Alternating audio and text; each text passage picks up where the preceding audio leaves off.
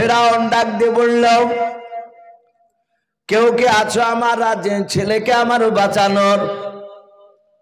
ওই মরিয়ম মেয়েটা দেখলো অনেকটা বাপজি বেলা গড়ে গিয়েছে, আর বেশি সময় নাই। হযরত মরিয়ম মুসা নবীর বোন বাপজি আপনার অভিনয় করে অজানার ভান করে ডাক দিয়ে বলেছিল, বাদশাহ আমার মনে হয় আমি অনেকক্ষণ ধরে লক্ষ্য করে দেখলাম অনেকগুলো দাইমা আসলো, কার স্তনে মুখ লাগে আপনার ছেলে দুধ পান করুন নাও। বলে নাও। বলে বাদশাহ আমার নদীর ওই পারে বাড়ি। বলে তাই নাকি? বলে হাও। ওই পারে অনেকটা দূর যাওয়ার পর একটা দাইমা আছে, আমার ভালো জানা আছে। ওই দাইমাটার কাছে যে কোনো সন্তান কান্না করতে করতে গেলে কান্না বন্ধ হয়ে যায়। ওই মেয়েটা বাচ্চাকে চোফাতে পারে, দুধ খাওয়াতে পারে। ফেরাউন মরিয়মকে ধমক দিয়ে বলেছিল, এতক্ষণ ধরে তুমি কি করেছিলে? বলে আমি তো বাচ্চা মেয়ে, আমি অনেকটা ক্ষণ ধরে তাকে দেখলাম, আমার ব্রেনে ছিল না। কিছুক্ষণ আগে আমার মনে আসল, ও বাদশাহ নামদার যদি আপনি অনুমতি দেন ওই দাইমাকে নিয়ে আসবো। বলে যাও। হযরত আপনার মরিয়ম মুসা নবীর বোন দৌড়াতে শুরু করে দিলেন। ফেরাউন ডাক দিয়ে বলে, ও বেটে শোনাও, তোমাকে যাওয়া লাগবে না, তুমি ঠিকানা দাও, আমার লোক যাবে। মরিয়ম চালাকি করে বলো, না বাদশাহ আমি গিয়ে ডেকে নিয়ে আসবো, মেয়েটার সৈন্য লাগবে না। কারণ মরিয়ম মনে মনে ভাবলো যদি সাথে সৈন্য যায় তাহলে মুসা নবীর ভাইয়ের সব ঘটনা আমার মার সামনে বলা যাবে না। হযরত মরিয়ম দৌড়ে যায় ওইদিকে। বাপজি মুসা নবীর মা বারবার বাপজি দরজার গুনিতে আপনারা দাঁড়িয়ে শুধু মাঠের দিকে না নদীর দিকে তাকে তাকে আমার পিঠে কেন আসে না? আমার ছেলে মুসা কি পানিতে ডুবে গেল না কেউ? হযরত বাবা মুসা আলাইহিস সালামের বোন মরিয়ম দৌড়ে যখন আপনার মা মা করে ডাকতে ডাকতে চলে গেলেন। হযরত মুসা নবীর মা দরজা থেকে চিৎকার করে বলেছিল, ওরে বিন্দি শুনে নাও, বলো আমার মুসা বেটা কি পানিতে ডুবে গিয়েছে? মরিয়ম বলে, মা আমার ভাই পানিতে ডুবে নাই, ফেরাউনের দরবারে যাতে ফেরাউনের দরবারে বলেছেন বাবা। সঙ্গে সঙ্গে মরিয়মের বাপ যে মা আর হাওমা করে কেঁদে উঠল। বলে বাবা মা আমার মনে হয় ছেলেকে রেখে জবাই করে দিয়েছে ফেরাউন। হযরত মরিয়ম ডেকে বলেন, মা অনেকক্ষণ ধরে দেখলাম আমার ভাই এখনো জিন্দা আছে, মারে নাই। ওগো মা ফেরাউন নিজে বেটা বলে দাবি করে নিয়েছে, মেনে নিয়েছে। আমার ভাইয়ের নাম ফেরাউন মুসা নামটা রেখে নিয়েছে। মা তোমার নামের সাথে নামটা মিলে গিয়েছে আমার ভাইয়ের। মা গো আমি অনেকক্ষণ ধরে লক্ষ্য করে দেখলাম 370টা দাইমা তারা আসলো, আমার কলিজা টুকরা ভাইকে কোনো নিল। সবার চেষ্টা করলো তাদের আপন আপন স্তনে মুখ লাগানোর, কিন্তু পারে নাই। আমার মুসা ভাই কার স্তনে মুখ লেগে দুধ পান করে নাই, শুধু কান্না করেছে। মা মুসা ভাই কান্না করেছে, আমার বুকটা ফেটে যাচ্ছিল। ওগো মা আমি বাদশার কাছে আমি তোমাকে দাইমা পরিচয় নিয়েছি, আমি তার বাড়িতে থাকি বলেছি। মা খবরদার তুমি তার কাছে জানো, তুমি মা পরিচয় তুমি দেবা নাও। বলো তুমি দাইমার অভিনয় করতে পারবে কিনা? হযরতে ইউকাবাদ মুসা আলাইহিস সালামের বাপজি জলম দুঃখিনী মা ডাক দিয়ে বলল, বিটি রে আমার সন্তানের কাছে আমি অনেক কিছু করতে পারবো, আমি কেন দাইমার ভান করতে পারবো না? আমি ধরা দিব না। মাগো অনেক সৈন্য দিয়ে পাঠাচ্ছিল, আমি কাউকে নিয়ে আসিনি। চলো তুমি এখনই চলো, আমার ভাই দুধ খাওয়ার জন্য ক্ষুধার তাড়নায় কান্না করছে। মা আমার ভাই কাল চলো, আমি কষ্ট পাচ্ছিলাম, একটু তাড়াতাড়ি চলো। মা আমার ভাইকে ফেরাউন আর মারবে না। হযরতে মরিয়মের মা মুসা নবীর মা উনি দৌড়াতে শুরু করলে। ফেরাউন বারবার বাপজি তাকাচ্ছে, ওই মেয়েটা দাইমানি আসছে না কেন? আসিয়া বলেন, আমার কোলে মুসা আলাইহিস সালাম ছিলেন, উনি কাঁদছিলেন। একবারও কান্না বন্ধ করেনি। নদী থেকে যখন বাড়িতে নিয়ে আসলাম, বাড়িতে আসার পরে শুধু কেঁদেছে। যাহাতে বাপজি ফেরাউনের দরবারে মুসা নবীর মা চিৎকার করে বলেছে, ওগো বাদশাহ নামদার, কই আপনার সন্তান, আপনি নিয়ে আসুন। আমি এমন একটা দাইমা, কান্না করা বন্ধ ছেলে আমার কাছে আসলে কান্না বন্ধ করে দেয়। আসিয়া বলে, যাহাতে মুসা নবীর মার গলার আওয়াজ আমার কানে পৌঁছালো। আমার কোলে ছিল মুসা। সঙ্গে সঙ্গে আল্লাহর কুদরাতে মুসা আলাইহিস সালাম কান্না বন্ধ করে দিলেন। জোরে বলুন সুবহানাল্লাহ। মুসা নবী বুঝতে পেরেছেন আমার জনম দুঃখিনী মা চলে এসেছে। হযরতে আসিয়া বাচ্চা নিয়ে বাবা ঘর থেকে বেরিয়ে গেলেন। মুসা আলাইহিস সালামের মা বাচ্চাটা কোলে করে নিয়ে বাপজি স্তনে মুখ লাগাতে যেতে হয় নাই।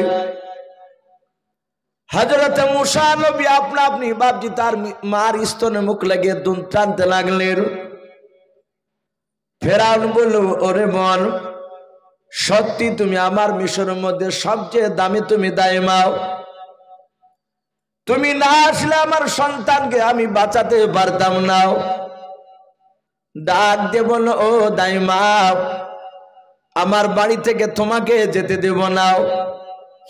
মুসা নবীর মা বাপজি অজানার ভান করলেন, জানতে দিলেন না যে বাচ্চারা আমি কলিজার টুকরা জনম দুঃখিনী মা মরিয়মের মা ডাক দিয়ে বলেছিল, গো বাদশাহ নামদার, আমার বাড়ি অনেক দূরে, আমার স্বামী আছে, এই যে মরিয়ম মেয়েটা, এই মেয়েটা আমার বাড়িতে থাকে, আমার কয়েকটা ছাগল রয়েছে।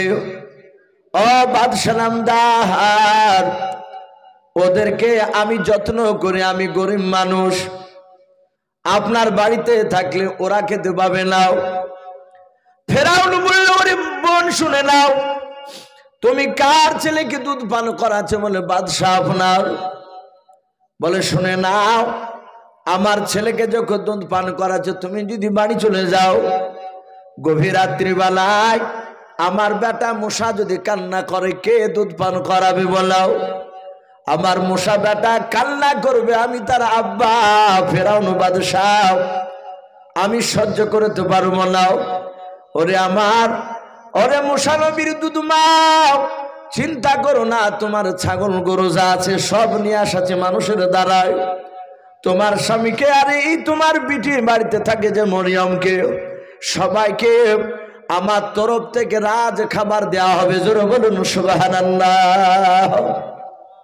এই আর যাওয়া লাগবে না, তোমার স্বামীকে আজই ডেকে নিয়ে আসছে, আমার রাজ দরবারে ঘরের অভাব নেই।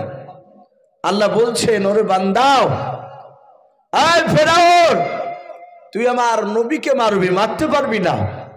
আমি আল্লাহ তোর দুশমনকে তোর বাড়িতে রাজকীয় খাবার খেয়ে আমি মানুষ করব। জোরে বলুন সুবহানাল্লাহ। মুসা আলাইহিস সালাম থাকতে লাগলেন। তাফসীরে লিখেছে বাপজি 3 দিনকার দিন মুসা নবী মা কোলে করে নিয়ে আছে। বাদশাহ ফেরাউন তার রাজদরবারে চলে গিয়েছে ডিউটিতে। এদিকে মুসা আলাইহিস সালামের আসিয়া যে বাপজি মা, সে মুসা নবীর আপন মাকে ঘরে আড়ালে ডেকে নিয়ে যে বলছে, ওগো শুনে নাও বোন, তুমি সত্যি করে বলো, এই বাচ্চা প্রকৃতি কি তোমার? ডাক দিয়ে বলল, এই বাচ্চা আমার নয়। আসিয়া হাতখানা ধরে বলল, বোন আমি বুঝতে পেরেছি। হাওমাও করে কাঁদতে লাগলেন। বললেন, বোন তুমি তো ফেরাউনের স্ত্রী, আমার ভয় হচ্ছে আমি যদি স্বীকার করে নি তাহলে আমার সন্তানকে মনে হয় বেঁচে রাখবা না। আসিয়া বলল, বোন রে, আমি জানি আমার স্বামী খুব বদমাইশ বেঈমান। মুসা নবীর মা, আমি প্রথম দিনে আমি জানতে পেরেছি তুমি এই মুসা নবীর আপন মা। আর যেদিন আমি বাক্স থেকে উঠাই বের করি, সেদিনে আমি এর হাসি দেখে বুঝতে পেরেছিলাম এই ছেলেটা আমার স্বামীকে ধ্বংস করবে। আমি ওটাই চাই। বোন, আমি বলবো না, কিন্তু আমরা দুজনায় সুন্দর করে রেখে মানুষ করব। সম্মানিত ভাই আমার, বাবাজি বোনেরা, আলোচনা করে দুই বোনের মতো থাকতে লাগে। মুসা নবীকে খুব যত্ন করে। এ যত্ন করতে করতে মুসা আলাইহিস সালাম হামাগুড়ি দেওয়া বাবজি শিখেছে। হামাগুড়ি দিয়ে ঘুরিয়ে বেড়াইছে। বাদশাহ লোকেরা মাঝে মাঝে বলে, হে ফেরাউন বাদশাহ নামদার, আপনার সন্তান মুসাকে একবার নিয়ে আসবেন না, আমরা রাজ দরবারে দেখতাম। মুসা নবী বলেন, আমি ঠিক টাইমে নিয়ে আসবো। মুসা রাজ দরবার থেকে নয়, ফেরাউন রাজবার দরবার থেকে বাড়ি ফিরে মুসা আলাইহিস সালামকে কোলে নিয়ে বাবজি চুমা খায়, আদর করে। মুসা আলাইহিস সালাম বেশ হামাগুড়ি দিয়ে বাবজি আপনার বেড়াতে যখন শিখে নিয়েছে, একেবারে খাড়া হয়ে দাঁড়াতে পারে না। ওই সময় ফেরাউন বাবজি হঠাৎ করে হামানকে ডেকে বলল, ওরে হামান, আমি মিশরের বিরাট বড় বাদশা হয়েছি, সবাই আমাকে ভয় করে, আমি মুখ দিয়ে যা বের করি সেটাই বাস্তবে পরিণত হয়ে যায়। আমার যাকে মন চায় তাকে জবাই করে দিই, আবার যাকে মন চায় তাকে আমি ছেড়ে দিই। কিন্তু শোনো, আমার মন বলছে যে আমি মিশরের মধ্যে আমি একটা ক্ষুধা দাবি করতে চাই, আমি আল্লাহ হতে চাই। বলো, হামান এই কাজটা করলে কি হয়?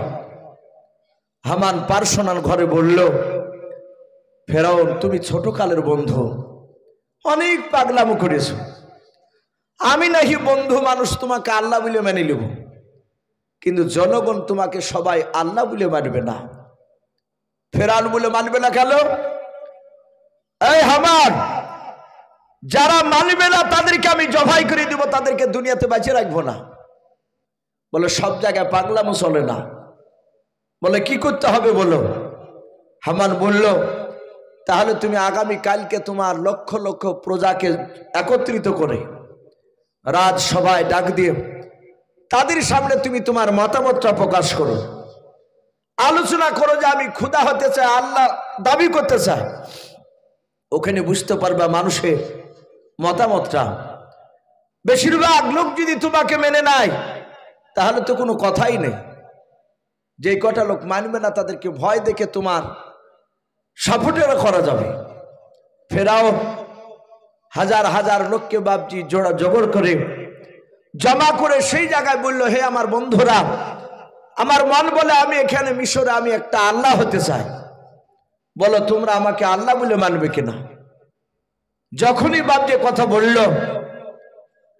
কিছু কয়েকটা সত্যবাদী মানুষ তারা বলল, হে বাদশাহ নামদার, আমরা তোমাকে আল্লাহ বলে মানতে পারি, কিন্তু একটা শর্তের উপরে।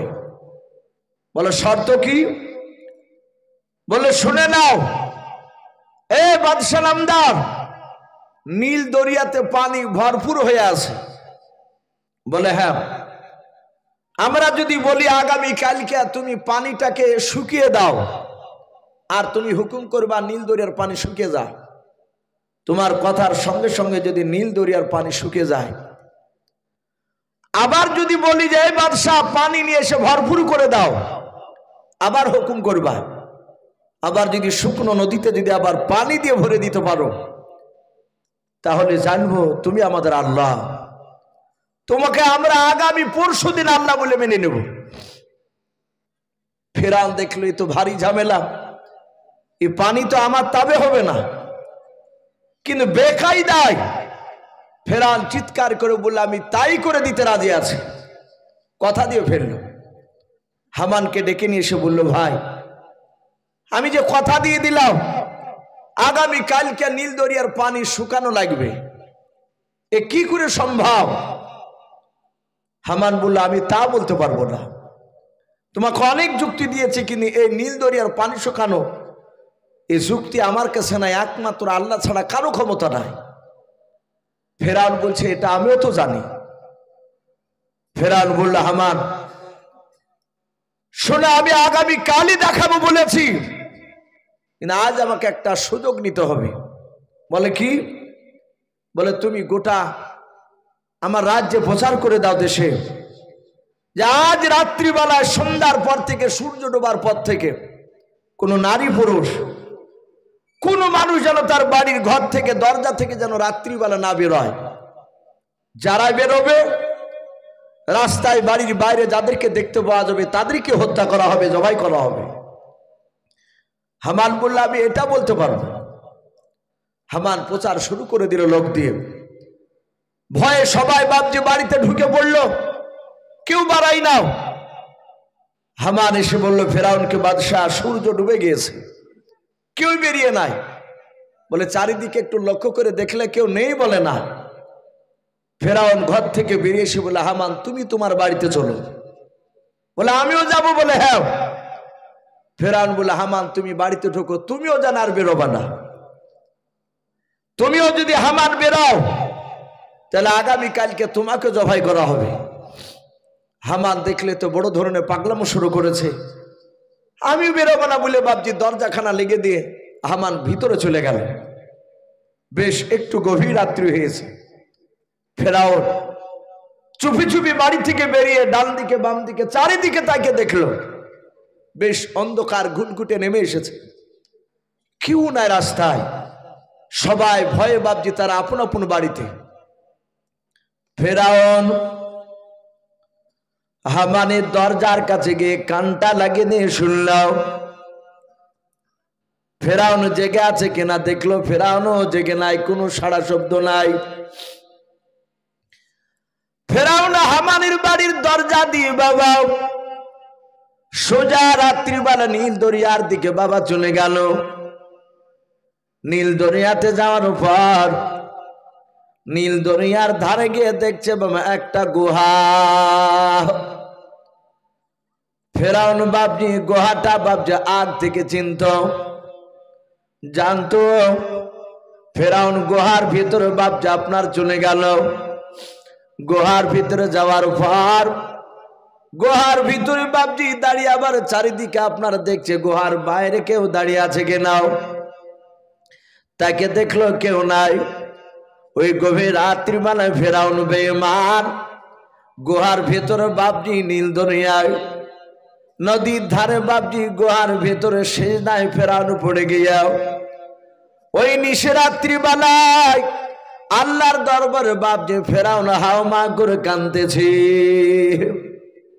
ফেরাউন কাঁদার বলে আল্লাহ আমি জানি তুমি অহু আলা কুল্লি শাইইন কাদির, তুমি সর্বশক্তিমান। ফেরাউন বাপজি জানতো গোটা পৃথিবীর মধ্যে সৃষ্টিকর্তা রয়েছে, এক আল্লাহ রয়েছে, এটা ফেরাউন ভালো করে জানতো। ফেরাউন সেজদায় পড়ে কাঁদেন আল্লাহ আমি জানি তুমি একমাত্র আল্লাহ, নীল দরিয়ার পানি তোমার তাবি, তুমি যাই চা তাই তুমি করতে পারো। ওগো মাওলা আমার বড্ড মনের তামান্না, বড় আশাও, আমি মিশরের বুকে আমি খোদা দাবি করতে চাই, আল্লাহ হতে চাই। ওরে মাওলা তুমি আগামী কালকার মতো নীল দরিয়ার পানি তুমি আমার তাবে করে দাও।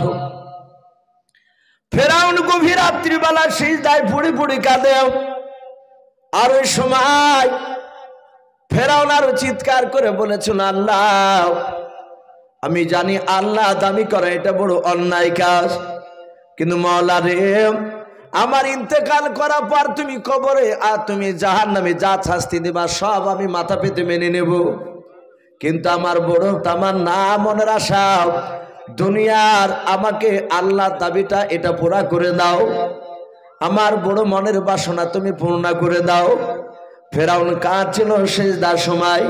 ফেরাউন ভেবেছে আমার জনগণ কেউ জানতে পারে নাই। আর ওই সময় গভীর রাত্রিবেলায় একটা অপরিচিত মানুষ বাবা ওই গুহার পাশ দিয়ে বাপজি আসার পর ফেরাউনের পিঠে বাপজি হাত দিয়ে ডাক দেয়, বলে বাদশাহ। ফেরাউন অমনি সিজদা থেকে উঠে বলে কে রে তুই? ফেরাউন বলল তুই কি জানিস না আমি প্রচার করেছি সূর্য ডুবার পর যারা বাড়ি থেকে বের হবে তাকে হত্যা করা হবে, আমার হুকুমকে অমান্য করেছিস তুই। জিবরিল আলাইহিস সালাম উনি ছিলেন মানুষ রূপ ধারণ করে বাপ যে তার পিঠে হাত দিয়ে বলেছিলেন, ওগো বাদশাহ শুনে নাও, আমি বড় একটা কথা জানতে এসেছি তোমার কাছে। ফেরাউন বলে, তোর বাড়ি কোথায়? বলে, বাদশাহ আমি তোমার রাজ্যের লোক নয়। বলুন আলহামদুলিল্লাহ। এই আমি মুসাফির। বলি কি ব্যাপার? বলি রাত্রিতে বেলায় আমি এদিক দিয়ে যাচ্ছিলাম, আমি একটা কথা তোমার কাছে জানতে চাই, তাড়াতাড়ি বলে দাও। ওগো বাদশাহ ভয় পেও না, তোমাকে যে আমি দেখেছি তুমি সিজদায় পড়ে আল্লাহর কাছে কাঁদতেছো, এই কথা তুমি আর আমি আল্লাহ ছাড়া আর চতুর্থ মানুষ কেউ জানতে পারবে না। বলে ভাই তাহলে ভালো কথা, তুমি কাউকে বলবা না। বলে নাও। বলে দাও, এমন কি কথা তুমি জানবাও? জিবরিল আলাইহিস সালাম ডাক দিয়ে বলেছিলেন, ওগো বাদশাহ শুনে নাও, তোমার বাড়িতে যদি কোনো মানুষ খাবার খেয়া খায়, তোমারই খাবার, তোমারই টাকা নিয়ে এসে জামা পোশাক পরে কিনে তোমারই বাড়িতে থাকে, তোমার সব কিছু ব্যবহার করে, কিন্তু তুমি যখন বলবা ওই কাজটা কর, আর ওই ব্যক্তি যেই ব্যক্তি তোমারই খেলো তোমারই পড়লো তোমার বাড়িতে আছে, আর তুমি হুকুম করলা সেই কাজটা ওই লোকটা করুন নাও। ওরে বাদশাহ ফেরাউন, তুমি বলো তোমার মতে ওই লোকটাকে কি করতে মন চায়? ফেরাউন বলে, এই পাগলা, এই সামান্য এই কথাটা আর জানিস না? ও আমার বাড়িতে খাবে, আমার বাড়িতে পড়বে, সব কিছু ভোগ করবে আমার, আর আমার হুকুম শুনবে না। আমার মন বলে তাকে তুলে নিয়ে এসে নীল দরিয়ার পানিতে ডুবে ডুবে মারে। সাথে হাতে জিবরিল আলাইহিস সালাম পকেট থেকে বাপজি খাতা আর কলম বের করে বলল, ভাই একটু সিগনেচার সহি করে দাও, সহি করে দাও। ফেরাউন তাড়াহুড়া করে বাপজি সহি করে দিল। বলল, ভাই চিন্তা করো না, আমি কাউকে বলবো না। ফেরাউন চিনতে পারলো না ইনি সম্রাট জিবরিল। তা সহি নিয়ে বাপজি পকেটে আবার খাতাটা ভরে নিয়ে গুহা থেকে বেরিয়ে বাপজি অদৃশ্য হয়ে গেল। ফেরাউন ফজর পর্যন্ত বাপজি কেঁদে কেঁদে ওখান থেকে বাপজি বাড়ি চলে আসলো, কেউ জানতে পারলো না। সকালবেলায় ফেরাউন আবার রাজ দরবারে হাজার হাজার লোককে ডেকে বলছে, বন্ধুরা চলো চলো, আমি নীল দরিয়ার পানি আমি শুকিয়ে দিব। যারা দেখতে চেয়েছিল তাদের সবাই ভয় হয়ে গেল।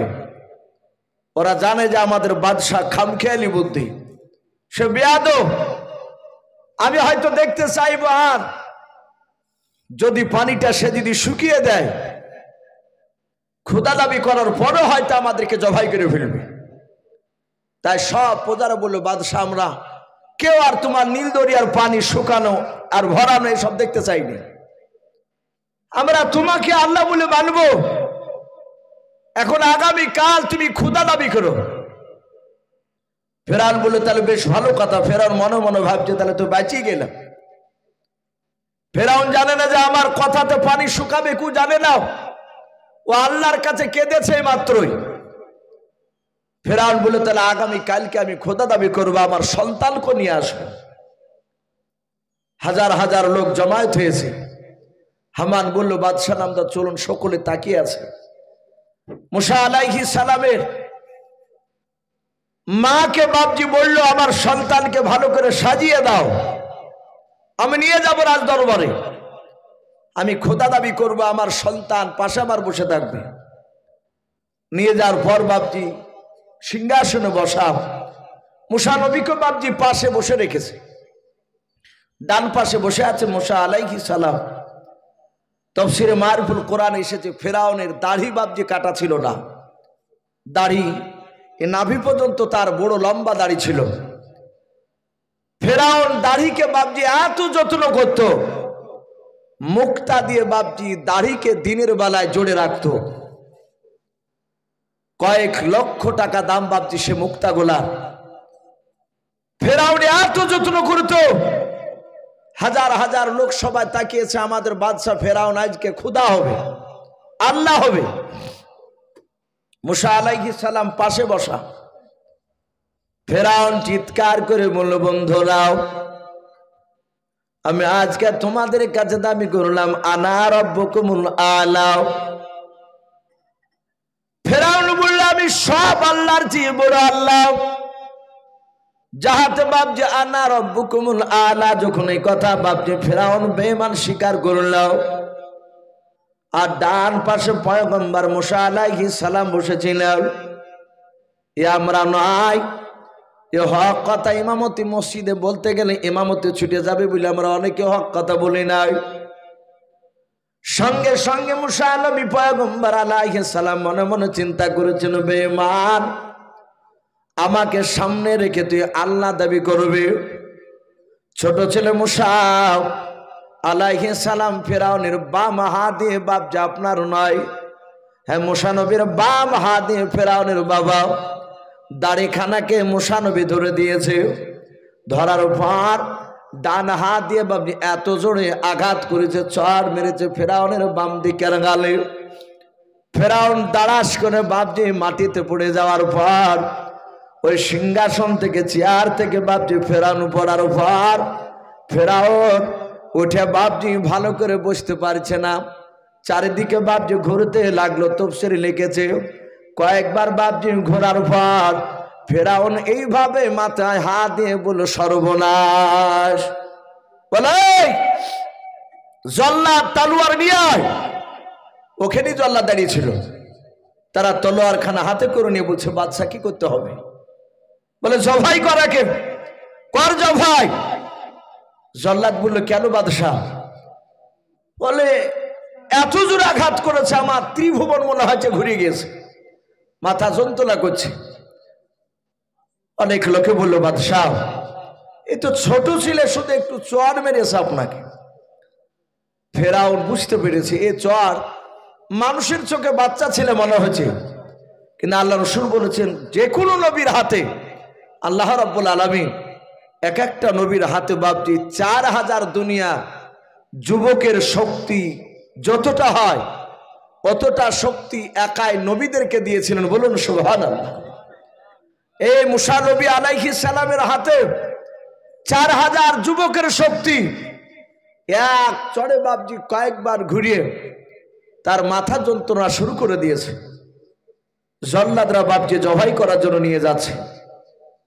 সাথে হাতে হামান দৌড়ে গিয়ে ফেরাউনের স্ত্রী আসিয়াকে বলল, ওগো আসিয়া, হে রানী, তোমার সন্তান মুসার মনে হয় বেঁচে নাই।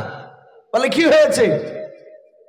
বলে ফেরাউনকে চড় মেরেছে, সে সহ্য করতে না পেরে রাগে তোমার সন্তানকে জবাই করার হুকুম দিয়ে দিয়েছে। হযরতে আসিয়া আলাইহা সালাম মুসা নবীর জনম দক্ষিণে মা দুজনায় দৌড়ে চলে গেলেন। আসিয়া দৌড়ে গিয়ে বাপজি জল্লাদের কাছ থেকে মুসা নবীকে কোলে তুলে নিয়ে বাপজি চুমা দিতে লাগলেন। ফেরাউন বলে, আসিয়া এই বাচ্চা মুসাকে তুমি কোলে নিও না, একে তুমি জবাই করে দাও। বলে না না, আমার বেটা মুসাকে জবাই করতে দিব না। বলে বেবি রে, এই বাচ্চাকে জবাই না করলে মনে হয় আমার ব্যথা কমবে না। ফেরাউনকে বলে, বাচ্চা ছেলে তোমাকে মেরেছে, পাগলামো কেন করেছো? লোকে খারাপ ভাববে। এই সবে মাত্র তুমি ক্ষুধা দাবি করেছ, এই বাদশা নামদার না, আমার সন্তানকে জবাই করতে দেব না এই অবুঝ। ফেরাউন বলল, বিবি রে, অবস্থা কেমন করে প্রমাণ তুমি দিলে বললাম? বলে বাদশাহ, আমার কলিজার টুকরা ছেলেকে তুমি হাজার হাজার লোকের সামনে তুমি প্রমাণ করে নাও। বলে কেমন করে প্রমাণ করব? বলে বাদশাহ, আগুনের কুণ্ড একটা নিয়ে এসে আপনি পাশে রেখে দেন, আর আগুনের পাশে শুনে নেন মিঠা জাতীয় জিনিস, আপনি মিষ্টি জাতীয় জিনিস নিয়ে এসে আগুনের পাশে রেখে দেন। হাজার হাজার লোকের সামনে বাচ্চা মুসাকে ছেড়ে দেন। আরে মুসা বাচ্চা যদি হামা গুড়ি দিয়ে যেতে যেতে যেতে যেতে গিয়ে যদি আপনার আগুনের কুণ্ড যদি তুলে যদি মুখে দিয়ে দেয়, তাহলে জানবো বাচ্চা ছিল আপনাকে জেনে শুনে মারে না। আর যদি আগুন বাদ দিয়ে যদি মিষ্টি জাতীয় জিনিসটা তুলে নেয়, তাহলে জানবো এ বাচ্চা ছেলে অবজনা জেনে শুনে তোমাকে চড় মেরেছে। তারপর জবাই করবে, আমি আর বাধা দিব না। ফেরাউন রাজি হয়ে গেল যুক্তিতে। আগুনের দলা আর মিষ্টি জাতীয় খাবার নিয়ে আসলে পাশাপাশি বাপজি দুটো রেখে দিয়েছে। হাজার হাজার লোক বাপজি দল পেতে দেখছে যে বাচ্চা ছেলের বিরাট পরীক্ষা। মুসা আলাইহিস সালাম হামাগুড়ি দিয়ে যেতে যেতে যেতে যেতে মিষ্টির দিকে বাপজা হাত নিয়ে যাচ্ছে। ফেরাউন এইভাবে মাথাখানাকে চেপে ধরে ডাক দিয়ে বলছে, বিবি রে তাকিয়ে দেখ, এ বাচ্চা অবুঝ নয়, ই জালে যে কোনটা মিষ্টি আর কোনটা আগুন, ও আমাকে ইচ্ছাকৃত চড় মেরেছে। ওদিকে আসিয়া আলাইহিস সালাম মুসা নবীর মা, ওনারা দুজনে আল্লাহর কাছে গোপনে কাঁদছেন, গো মালিক, আজকের পরীক্ষায় তুমি আমার সন্তানকে তুমি বাঁচিয়ে দাও। আমি জানি যে আমার এই ছেলে মুসা ইচ্ছাকৃত চড় মেরেছে, সহ্য করতে পারে না, তার সামনে খোদা দাবি করেছে। জিবরিল আলাইহিস সালাম আল্লাহর হুকুমে চলে আসলেন, মানুষ কেউ দেখতে পেল না। মুসা আলাইহিস সালামের ডান হাতখানা এভাবে ধরে আগুনের কাছের দিকে নিয়ে গেল, মিষ্টির দিক থেকে। মিষ্টি ধরতে যাবে আর অমনি হাতখানাকে ধরে ঘুরে নিয়ে গিয়ে আগুনের কুণ্ডুটা মুসা নবী আলাইহিস সালামের মুখে তুলে বাপজি জিবরিল বাপজি ভরে দিলেন। মানুষ জানতে পারলো না। সাথে হাতে মা আসিয়া দৌড়ে গিয়ে মুসা নবীর মুখ থেকে বাপজি আগুনের দলাটা বের করে ফেলে দিলেন। তাফসীরে লিখেছে মুসা আলাইহিস সালামের সামনেকার জিভটা একটু পুড়ে গেল। ফেরাউনকে ডাক দিয়ে বলল, অগো স্বামী, আপনি দেখুন এই বাচ্চা অবুঝ, ই বুঝলে আর আগুনটা তুলে মুখে দিত না। ফেরাউন যুক্তিতে হেরে গেল, বলে বিবি যা, আমি ছেড়ে দিলাম, কিন্তু যন্ত্রণা তো আমার ক্ষবে নাই। তাফসীরে লিখেছে তার 12 বছর ব্যথা ছিল মাথায়। বলুন আলহামদুলিল্লাহ। এই শয়তান, এই ফেরাউনের এরকম ব্যথা ছিল। আমরা জানি যে নমরুদ বাপজি যে গোটা পৃথিবীর বাদশা হয়েছিল, তাকে একটা ন্যাংরা মশাতে বাপজি নাক দিয়ে ঢুকে গিয়েছিল। মগজে ছিল 12 বছর। পৃথিবীর কোনো দাওয়াতে কাজ হতো না, ওই ব্যথা কমতো না। মাঝে মাঝে যখন ব্যথা হতো, মাজুমাতে বাপজি কথা বলতো মিটিংয়ে, যাহাতে মিটিং জমে উঠতে, কারণ উনি কুটুস করে মশা কামড় মারত। কামড় মারার পরে ওই ব্যথা টপাকের যন্ত্রণা, ওই ব্যথা কমতো না। তখন ওই ফেরাউন নাই নমরুদ করেছিল কি, তার একটা লোককে রেখেছিল, 101 বাড়ি মাথায় জুতা মারলে কার বাপজি ওই ব্যথাটা কমতো। বলুন আলহামদুলিল্লাহ। এত বেইজ্জতি করতো লোকের সামনে, অমনি জুতা মারতে লাগতো। এই ফেরাউনেরও চড়ের আঘাত বাপজি, এটাও পৃথিবীর কোনো মলমে ভালো হতো না। কি করতো, ওকে জুতিয়া নাই, ওকে মাথায় ভাবে কিল মারত। ওকে 100 উপরে কিল মারার পর বাপজি তখন ব্যথাটা আস্তে আস্তে হারিয়ে যেত। আবার মাঝে মাঝে বাপজি ব্যথা উঠতো, ওই তখনই বাপজি তাকে আবার কিলাতো মানুষে ধরে। ফেরাউন মুসা আলাইহিস সালামকে বাপজি ছেড়ে দিলে। মুসা আলাইহিস সালাম তিনি আস্তে আস্তে বাপজি বড় হতে লাগলেন। আর ফেরাউন কিছু বলে নাই।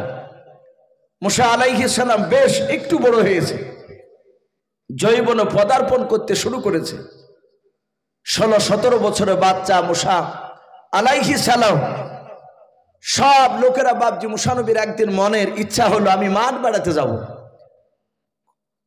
সবাই দুপুর বেলায় কাজ করে বাড়ি আসে, আর মুসা আলাইহিস সালাম দুপুর বেলায় মাঠ বেড়াতে যাচ্ছে। মাঠ বেড়াতে গিয়ে মুসা নবী দেখছে একটা লোককে বাপজি আর একটা লোকে ধরে ধরে মারছে।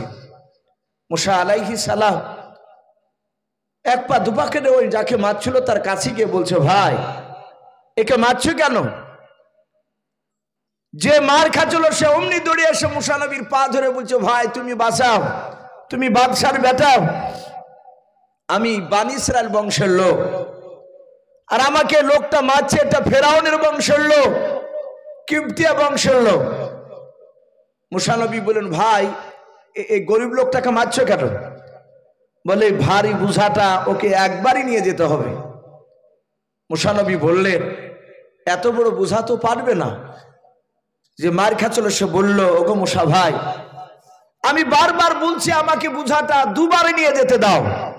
এই দুবারে দিবে না, ওই একবারই নিয়ে যেতে বলছে, আর আমি একবারে পারবো না।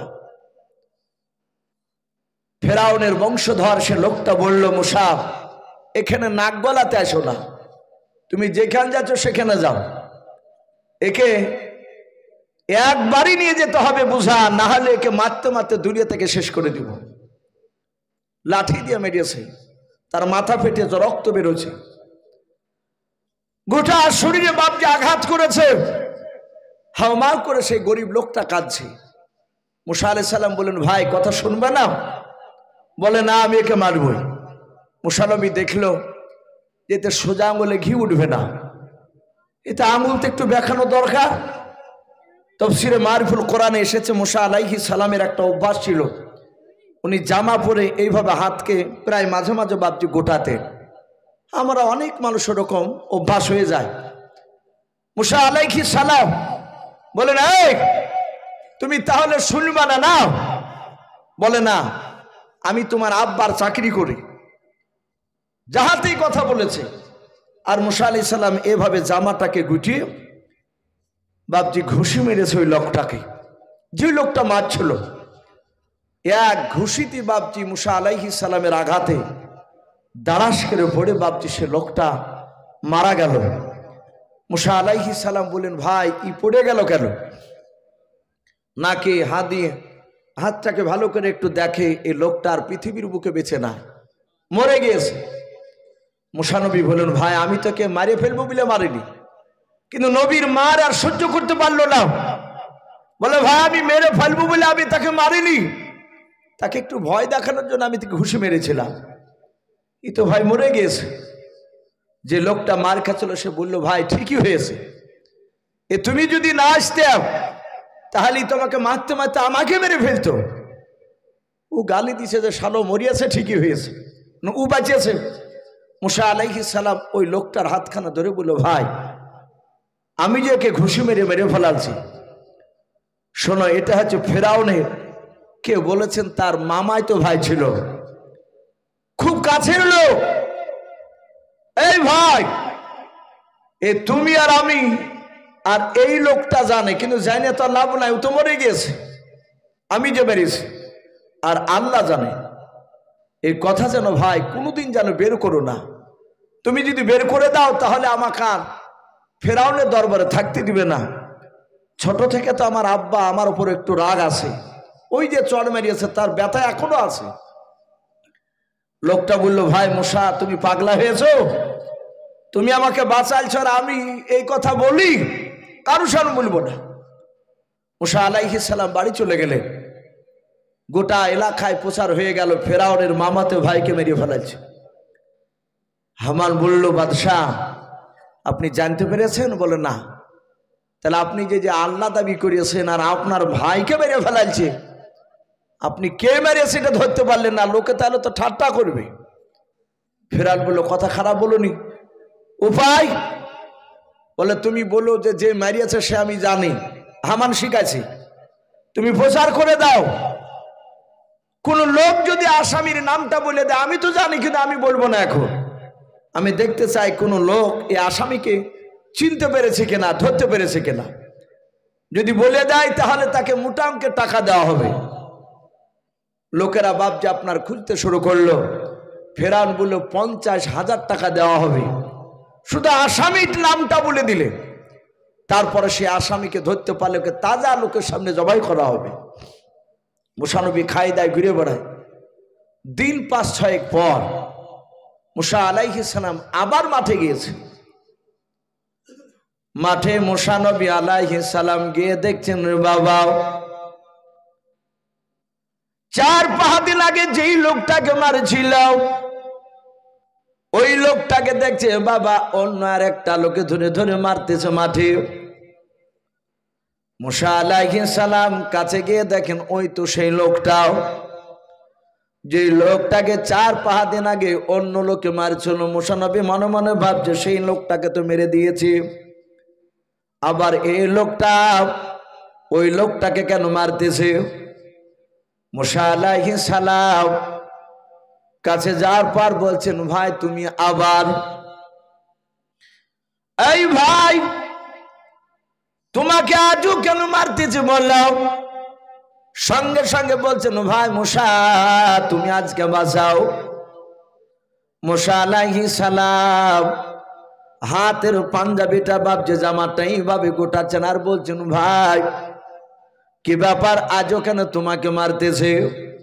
যাহাতে মুসা নবী এই কথা বলে বাপজি হাতটা পাঞ্জাবিটা একটু গোটালছে। লোকটা মনে মনে ভাবলো গত 4-5 দিন আগে হাত গুটে ওই লোকটাকে মেরে মেরে ফেলালছে। আমার মনে হয় আজ মুসা ওই লোকটাকে নাই আমাকেই হয়তো মেরে দেবে। এ তো মালি তো টুক করে মালি তো মেরিয়ে যাবো। ও তো দেখেছো সচক্ষে দেখেছো। অমনি বলে এই মুসা গত কয়েকদিন আগে ওই লোকটাকে তুমি ঘুষি মেরে মেরে ফেলালছো বলে আজ আমাকে মারবা নাকি? আর যে মারছিল বলে ভাই কি বললে? তাহলে ওই লোকটার আসামি মুসা। বলাই মুসা তুমি মারিয়াছো মারে ফেরাউনের বাড়িতে তুমি বেটা সাজে এখন আছো। তুমি জানো না যে আসামি ধরে দিতে পারলে বাদশাহ 50,000 দিবে? দাঁড়াও আমি এক্ষুনি গিয়ে তোমার নাম করছি। সুজা লোকটা লাঠি ফেলে দিয়েই দৌড়াচ্ছে ফেরাউনের কাছে। মুসা বললেন ভাই তোমাকে যে সেদিন বলতে বারণ করেছিলে বললে কেন? বলছে ভাই রে তোমার ওই হাত গোটানে দেখে আমার কলজা শুকিয়ে গেছে, ভয় বলে দিয়েছি। বললো ভাই আর বাড়িতে যাওয়া যাবে না, গেলি মেরে দিবে আমাকে। এবার তোমাকে মারতে মারতে মেরে ফেলো, আর কেউ বলা থাকবে না। আমি এই দেখো চললাম আর এই দিকে নাই পেছন দিকে নেবে সোজা রাস্তার দিকে মারলামটা। সম্মানিত ভাইরা আমার বাবাজি বোনেরা, মুসা আলাইহিস সালাম দৌড়াতে শুরু করলেন। ফেরাউন বলল ধর ওই মুসাকে, ওকে আর বাঁচিয়ে রাখা হবে না, আসিয়ার কথা শোনা যাবে না, ধরি নিয়ে আয় ওকে, এখনই জনসম্মুখে মানুষের সামনে হত্যা করা হবে, জবাই করে ফেলা হবে। লোকে ধরতে পারলি তো? মুসা নবী পালিয়ে গিয়েছে। সারা দিন দৌড়ে গিয়ে ফেরাউনের এরিয়া পার হয়ে নতুন একটা এরিয়াতে পৌঁছালছে, নতুন একটা দেশে। ওই দেশটার নাম কোরআন শরীফে এসেছে মাদিয়ান। কি নাম বললাম? মাদিয়ান শহর। সেই শহরে মুসা আলাইহিস সালাম তিনি পালিয়ে গিয়ে একটা খাজুর বাগানে দাঁড়িয়ে আছে।